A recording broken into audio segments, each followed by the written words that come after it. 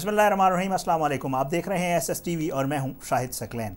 दो अहम डेवलपमेंट्स के हवाले से बात करेंगे। एक तो नवाज शरीफ साहब के हवाले से इस्लामाबाद हाई कोर्ट में एक डेवलपमेंट हुई है, लिंक्ड है वो आगे आने वाले दिनों में जो एक खिचड़ी पक रही है और पूरा एक प्लान हो रहा है हुकूमत को डिस्टेबलाइज करने का और हुकूमत को जो है अपना जो मकसद है उससे हटाने के लिए, उस हवाले से आज की वीडियो में बात करेंगे। आज इस्लामाबाद हाई कोर्ट में एक अहम समाअत थी। तोशा खाना रेफरेंस के हवाले से नवाज शरीफ साहब जो है वो मफरूर हैं, वो पेश नहीं हो रहे अदालत में और अदालत ने उनको बार बार बुलाया, वो पेश नहीं हुए। उसके बाद अदालत ने इश्तिहारी करार देने के हवाले से कार्रवाई जारी करने की बात की।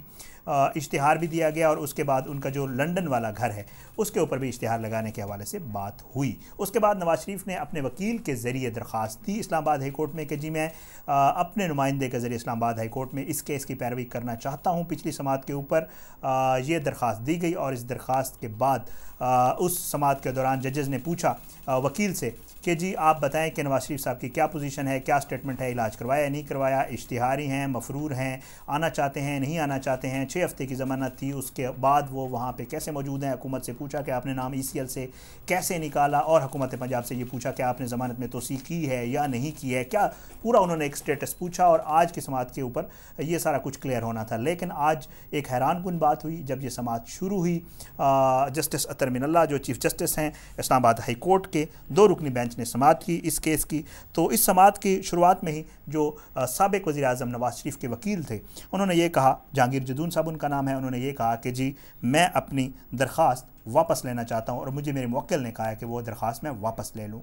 लोग हैरान हुए, जज भी हैरान हुए। ज़ाहिर बात है, पहले ये कहा गया कि जो मुझे इश्तिहारी करार देने की कार्रवाई है उसको रोका जाए, मैं खुद इन वकील अपने नुमाइंदे के ज़रिए पेश होना चाहता हूँ। अब ये कैसे हो गया कि वो दरख्वास्त वापस लेना चाहते हैं।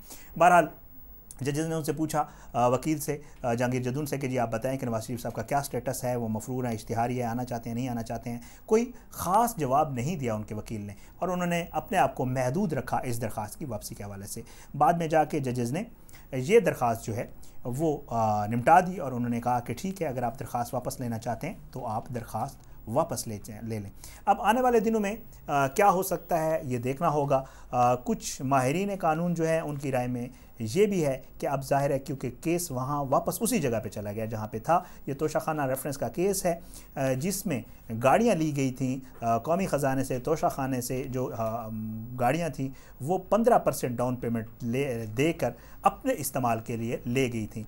इसमें नवाज शरीफ, यूसुफ रज़ा गिलानी, आसिफ अली ज़रदारी ये लोग मुल्ज़िम हैं। इनके अलावा भी कुछ लोग हैं, लेकिन आसिफ अली ज़रदारी और यूसुफ रज़ा गिलानी क्योंकि पेश होते रहे हैं, कुछ पेशियों पे इन्होंने इस्तिस्ना मांगा जो दिया गया, सिर्फ नवाज शरीफ साहब पेश नहीं हो रहे थे, जिस वजह से अदालत ने यह कहा कि जी उनको इश्तिहारी करार दिया जाए। आगे आने वाले दिनों में क्योंकि केस वहीं पे चला गया है जहाँ पे था, तो शायद उनको इश्तिहारी करार देने के हवाले से कार्रवाई जारी की जाएगी। दूसरा ऑप्शन हुकूमत के पास मौजूद है। हुकूमत ने यह जवाब भी देना है कि उनका नाम ECL और हुकूमत ने यह भी बताना है कि जो उनको मज़ीद ज़मानत हुकूमत पंजाब की तरफ से दी गई है या नहीं दी गई है, उसके हवाले से भी हुकूमत ने जवाब देना है।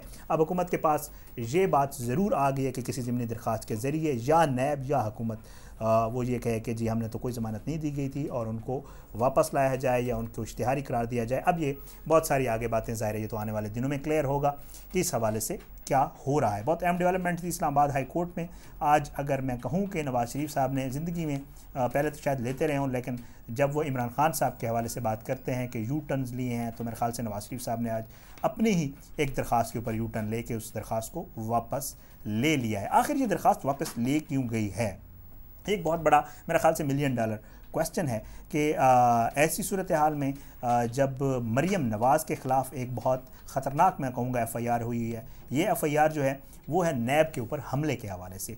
नैब के ऊपर हमले की FIR नैब ने दर्ज करवाई है। मरीम नवाज़ उसमें जो है उनको नामज़द किया गया है। नवाज़ शरीफ ये चाह रहे हैं कि मरीम नवाज़ लंदन आ जाएं उनके पास, नवाज शरीफ वापस नहीं आना चाहते।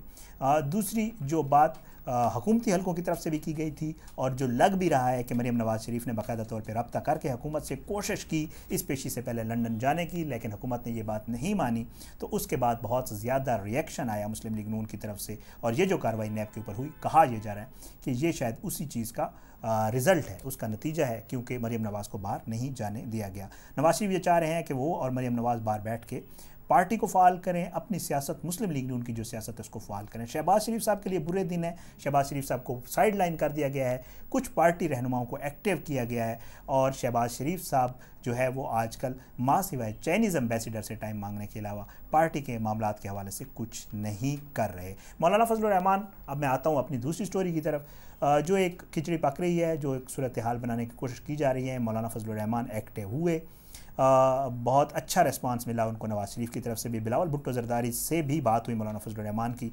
एक बड़ी डेवलपमेंट ये है कि कहा यह जा रहा है कि बिलावल भुट्टो ज़रदारी को नवाज़ शरीफ ने भी फ़ोन किया है और उन्होंने ये कहा है कि जी हमें अपोजिशन का किरदार अदा करना चाहिए और मौलाना फजलुर रहमान जो हमसे आगे इमाम का किरदार अदा कर रहे हैं, आगे चल रहे हैं इस एहतजाज में, हमें उनका मुक्तदी बन के हुकूमत को गिराने के लिए अपना लाहेअमल जो वो तैयार करना चाहिए। आसिफ अली ज़रदारी के काफ़ी तहफ़्फ़ुज़ात हैं। मौलाना फजलुर रहमान ने अपनी टेलीफोन कॉल में भी नवाज़ शरीफ से इन तहफ़्फ़ुज़ात का इजहार किया और कहा है कि आसिफ अली ज़रदारी नाराज़ हैं।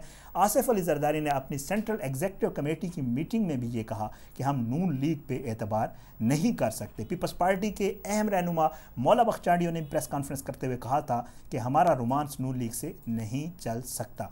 बहरहाल ये पोजीशन है पीपल्स पार्टी की, लेकिन मौलाना फजलुर रहमान को बड़ी ज़बरदस्त गारंटी दिया नवाज़ शरीफ ने, क्योंकि मौलाना ने उनको ये कहा है अपनी टेलीफोन कॉल में कि जी आप ये बताएं कि आपने पिछली दफ़ा मेरे साथ बड़ा बुरा किया था, मुझे नहर वाले पुल के बुला के तो आप सारे पीछे से गायब हो गए थे, ना पीपल्स पार्टी थी ना आप लोग थे। अगर आप लोग कहीं ऐसा ना हो कि दूसरी दफ़ा भी मेरे साथ यहाँ हाथ कर जाएँ, मैं लोगों को लेके आऊँ और आप लोग फिर से अपनी कोई डील करके, जैसे कि पहले मौलाना कह चुके हैं कि अपनी डील करके वो निकल जाते हैं, आप दूसरी दफ़ा फिर कोई डील करके आप खुद सेट हो जाएँ और फिर मैं वहीं रह जाऊँ जहाँ पहले हूँ। तो नवाज़ शरीफ ने कहा नहीं, अब की बार ऐसे बिल्कुल भी नहीं होगा। आपको जितने पैसे चाहिए, आपको जो कुछ चाहिए, आपको जितनी सपोर्ट चाहिए वो मुस्लिम लीग नून की तरफ से, मुस्लिम लीग नून के रहनुमाओं की तरफ से आपको ज़रूर मिलेगी। लोग भी आएंगे, कारकुनान को भी लाया जाएगा। आप बिस्मिल्लाह करें, आप आगे चलें। हम आपकी इक्तदा में इमरान खान की हुकूमत जो है वो गिराने के लिए ख्वाहिशमंद भी हैं, ख्वाहिश भी रखते हैं, कोशिश भी करेंगे। आप बिस्मिल्लाह करें और आप आगे चलें। मौलाना फजलुर रहमान ने उनसे ये कहा कि जी ठीक है, लेकिन इसके लिए आप लोगों को कुछ जो है ना करना पड़ेगा एक्टिवली, ताकि मुझे ये नज़र आए कि वाकई आप लोग सिंसियर हैं इस एफ़र्ट में जो मैं करने जा रहा हूँ इमरान खान की हुकूमत को गिराने में। नवाज़ शरीफ साहब ने दूसरी बात ये की कि जी मरियम मौजूद हैं पाकिस्तान में और आपने जो भी डेवलपमेंट्स, मेरा मरियम से रब्ता रहता है, आप भी मुझे कॉल कर सकते हैं, मेरी आपसे बात हो सकती है, मैं भी आपको कॉल करता रहूँगा। अगर आपने कोई मज़ीद भी बातचीत करनी है पार्टी के लाएअमल के हवाले से तो मरियम नवाज़ इज़ देयर और वो इस चीज़ को आगे चलाएँगी। मौलाना साहब को बाकायदा तौर पर बहुत बड़ी गारंटीज़ दी गई हैं नवाज़ शरीफ साहब की तरफ से। नवाज़ शरीफ साहब ने बिलावल भुट्टो को भी कॉल की है, लेकिन पीपल्स पार्टी जो है वो अभी इस मूड में नज़र नहीं आती और मुझे नहीं लग रहा कि पीपल्स पार्टी किसी एहतजाज की तरफ जाएगी, क्योंकि Peoples Party is all set no. अभी उनके मामलात तहरीक इंसाफ के साथ बेहतर हो रहे हैं। कराची के हवाले से जो है वो इत्तफाक हुआ है पीपल्स पार्टी और तहरीक इंसाफ का, तो मेरे ख्याल से पीपल्स पार्टी कभी नहीं चाहेगी कि कराची में जो उनकी हुकूमत है उसको किसी किस्म का नुकसान पहुँचे, या जो उनके ऊपर केसेस चल रहे हैं उनमें मज़ीद कोई सख्ती हो या हुकूमत की तरफ से कोई बात हो। तो मेरे ख्याल से पीपल्स पार्टी तो नहीं आ रही, लेकिन अगर आई भी सही तो शायद भी दिल्ली से है। लेकिन मौलाना फजलुर रहमान और नवाज़ शरीफ इस वक्त बिल्कुल 100% मुत्तफिक हैं इमरान खान की हुकूमत को गिराने के लिए एहतजाज की सूरत में निकलने पे। ये कोई लॉन्ग मार्च भी हो सकता है, ये कोई धरना भी हो सकता है, कुछ भी हो सकता है, लेकिन आने वाले दिनों में कोई ऐसी कार्रवाई हो सकती है।